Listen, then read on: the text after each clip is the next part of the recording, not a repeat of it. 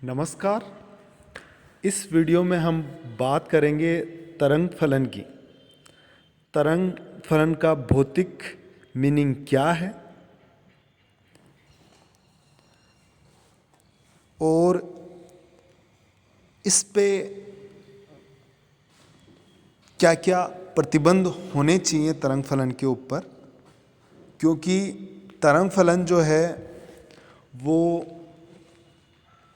जो गणितीय रूप है तरंग फलन का, वो कई जगह कई न्यूमेरिकल्स में या कई रिजल्ट जो आते हैं भौतिकी के अंदर, उनमें उसकी ज़रूरत पड़ती है। तो उसके ऊपर कुछ प्रतिबंध भी होते हैं तरंग फलन के ऊपर। तो उन प्रतिबंधों के बारे में और उसका फिजिकल मीनिंग क्या है उनके बारे में हम बात करेंगे।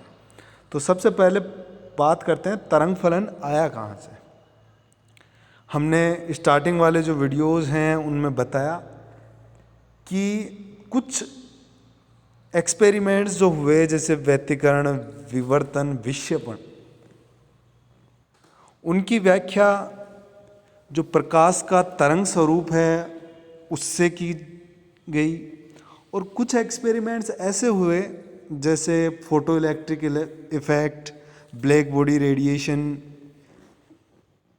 कॉम्पटन प्रभाव, इनको हम प्रकाश का जो तरंग स्वरूप है उससे नहीं समझा सके। इनके लिए हमें प्रकाश का कण स्वरूप का उपयोग लेना पड़ा।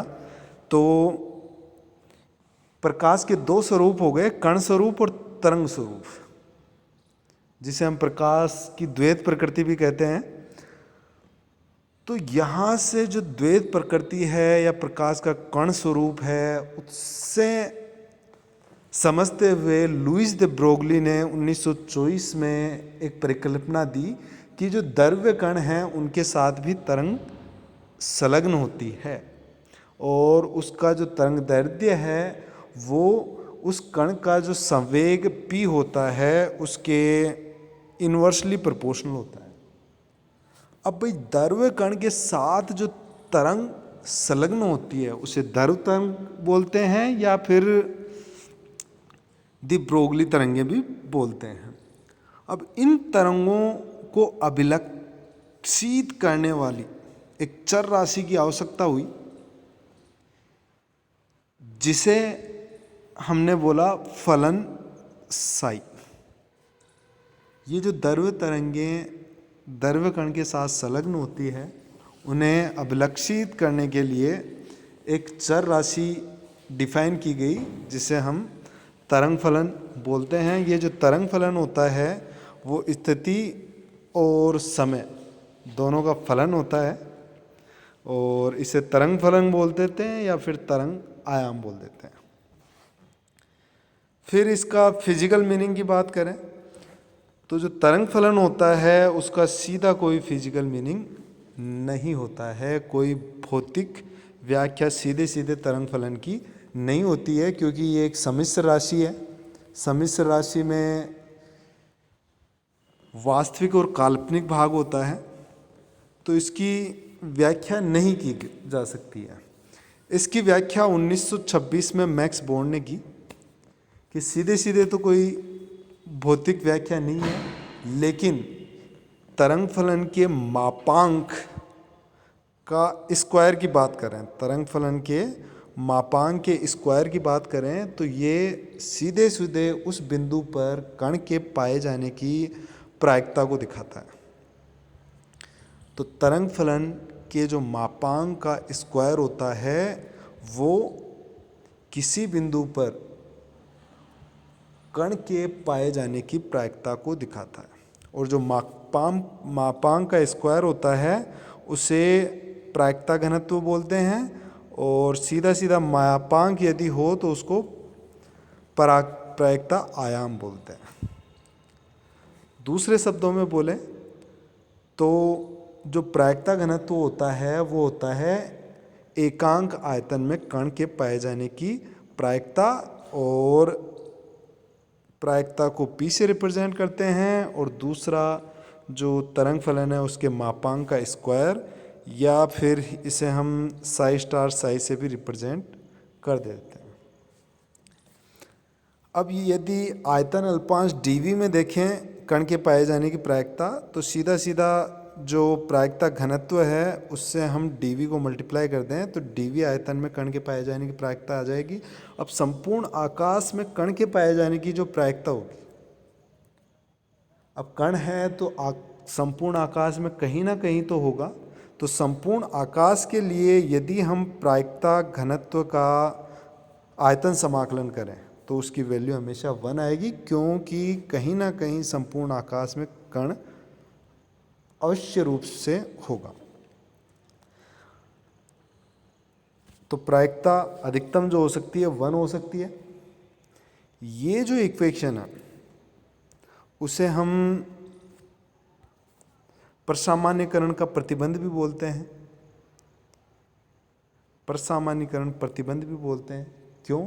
क्योंकि साई स्टार साई का आयतन समाकलन संपूर्ण आकाश के लिए करें तो उसकी वैल्यू 1 आती है। इसे परसामान्यीकरण प्रतिबंध भी बोलते हैं। अब भौतिक आवश्यकताओं और गणित के हलों के बीच संगति होने के लिए ये जो तरंग फलन है उसके ऊपर कुछ प्रतिबंध भी होने चाहिए। अब प्रतिबंध बहुत इम्पोर्टेंट है, एग्ज़ाम्स में बारंबार आते रहते हैं, तो इसे आप ध्यान से सुने देखें। तरंग फलन की पहली खास बात ये होती है कि ये सतत होना चाहिए। सतत मतलब कहीं पर भी ब्रेक नहीं लगना चाहिए। ये जैसे तरंग फलन है, इसमें क्या है, नीचे वाला यहाँ पे और यहाँ पे टूटा हुआ है, सतत नहीं है। ऊपर वाला सतत है, कंटिन्यूअस है। तो तरंग फलन की पहली बात क्या, खास बात क्या होनी चाहिए? सतत होना चाहिए। दूसरी खास बात होनी चाहिए कि वो एकलमानी होना चाहिए।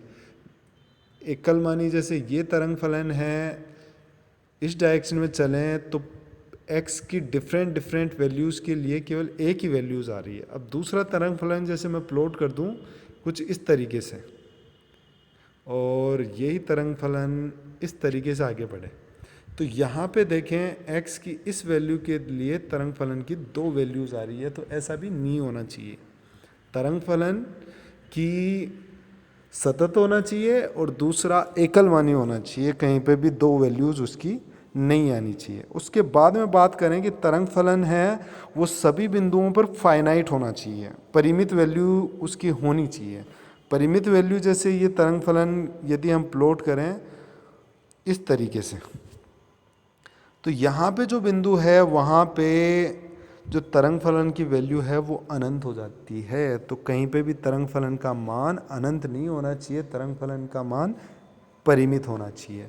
उसके साथ ही चौथा प्रतिबंध जो होता है वो ये होता है कि जो तरंग फलन होता है उसका मान लार्ज जो वैल्यूज़ हैं बहुत ज़्यादा दूरी पर उसका मान शून्य हो जाना चाहिए, या अनंत पर तरंग फलन का मान शून्य होना चाहिए, ये वैल्यू होनी चाहिए। उसके बाद में जो तरंग फलन के डेरिवेटिव हैं, अवकलज हैं, x दिशा में, y दिशा में और z दिशा में। अवकलज मतलब तरंग फलन जो है उसका स्लोप जो है वो भी परिमित होना चाहिए और सतत होना चाहिए। ये कंडीशन, तरंग फलन तो परिमित और सतत होना ही चाहिए, उसके साथ साथ उसका जो प्रथम अवकलज है x और y और z दिशा में वो भी परिमित और सतत होना चाहिए। तो ये खास बातें तरंग फलन की होनी चाहिए।